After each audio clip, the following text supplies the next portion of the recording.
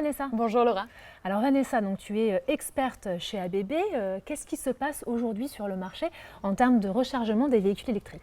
Alors déjà, pour reparler de la recharge électrique, Laura, il faut déjà comprendre les usages. Et j'ai pour habitude de les classer en trois. On a d'abord la recharge à domicile, chez soi.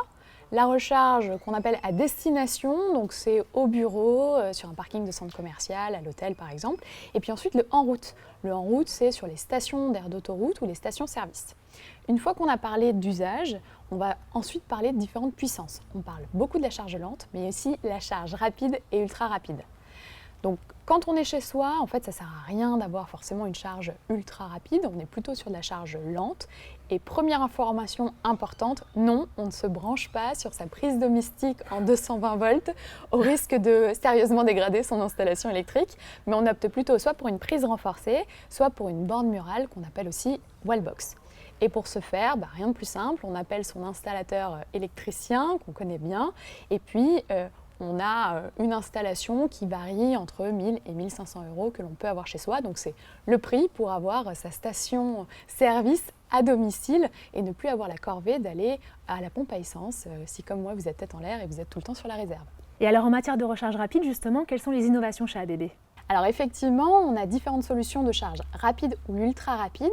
Déjà à destination, on a des chargeurs qui vont aller de 20 kW à 150 kW qui permettent de se recharger en 3 à 20 minutes. Et puis ça c'est génial. Ça c'est génial. Voilà. Et en route, on va encore plus vite.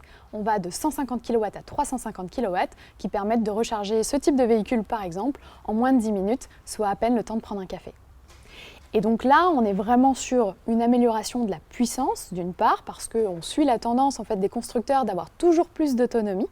Et puis, on va aussi aller vers plus d'évolutivité. Ça, c'est très important pour la pérennité des installations, parce qu'on sait bien que les investissements en bornes de recharge doivent au moins durer 10 ans. Et donc, il faut qu'on soit en mesure de charger aussi les véhicules de demain.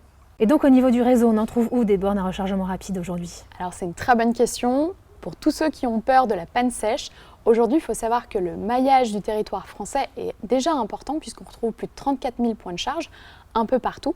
Et d'ici à la fin d'année, on devrait compter jusqu'à 100 000 points de charge disponibles sur les stations d'autoroute par exemple, mais aussi dans les grands centres commerciaux qui ont tous pris des engagements en faveur du développement de la borne de recharge rapide. Donc plus de panique si j'achète un véhicule électrique et que je me dis j'ai beaucoup de route à faire, je vais pouvoir me recharger facilement. Effectivement, demain on peut faire Paris-Nice en se rechargeant sur l'ensemble du territoire.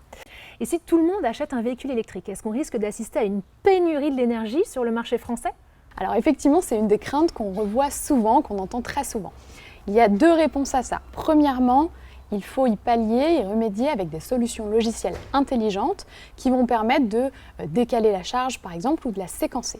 Et puis il y a d'autres innovations sur lesquelles un groupe comme ABB travaille également qu'on appelle le véhicule to grid. Alors le véhicule to grid de façon très simple, c'est la capacité à charger la batterie du véhicule mais aussi la décharger pour pouvoir réinjecter cette énergie disponible sur le réseau. Pourquoi c'est intéressant? Parce qu'on sait qu'aujourd'hui 95% du temps les véhicules sont stationnés à l'arrêt. Et donc ça représente un parc de batteries disponible qui est colossal et donc une réserve d'énergie qu'on peut valoriser et réinjecter pour régler de la fréquence ou la stabilité du réseau. Ça c'est vraiment quelque chose qu'on déploie et qui n'est pas de la science-fiction, qui va être disponible dès à présent puisqu'on déploie de premières bornes véhicules to grid avec un de nos partenaires sur le territoire français. Et donc forcément Vanessa, quand on pense batterie, véhicule électrique, rechargement, tout de suite, il nous vient en tête l'histoire de la pollution. Alors je sais que vous mettez en place plein de choses. Vous faites quoi chez ABB? Alors effectivement, il y a deux volets qu'on a tendance à présenter. D'une part, réduire les émissions de gaz à effet de serre. Et ça, c'est important parce que quand on sait que le secteur du transport en France représente 28% des émissions de gaz à effet de serre, c'est vraiment un pilier sur lequel il faut travailler. Donc la mobilité électrique est une réponse en faveur de cette transition énergétique. Et puis à côté de ça, il y a aussi réduire tout ce qui est pollution pour pouvoir améliorer la santé et le bien-être des citoyens, puisqu'on sait que les particules fines ou la pollution de l'air à l'oxyde d'azote créent aussi des maladies respiratoires, etc. Donc toutes ces solutions de mobilité électrique vont permettre d'améliorer la qualité de l'air. Et puis vous l'avez vu tout à l'heure dans les essais, avec de tels véhicules, on a aussi une pollution en moins, c'est la pollution sonore, une nuisance du moins en moins, cette nuisance sonore qui est vraiment amoindrie et donc on a un plaisir de pouvoir mieux respirer et à nouveau entendre les oiseaux siffler.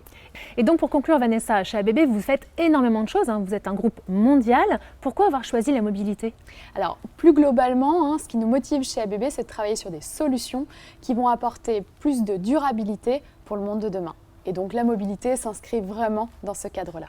Et donc vous êtes tous très actifs, et notamment chez ABB, pour nous permettre de mieux vivre. Et on vous remercie. Merci Vanessa. Merci, bonne journée.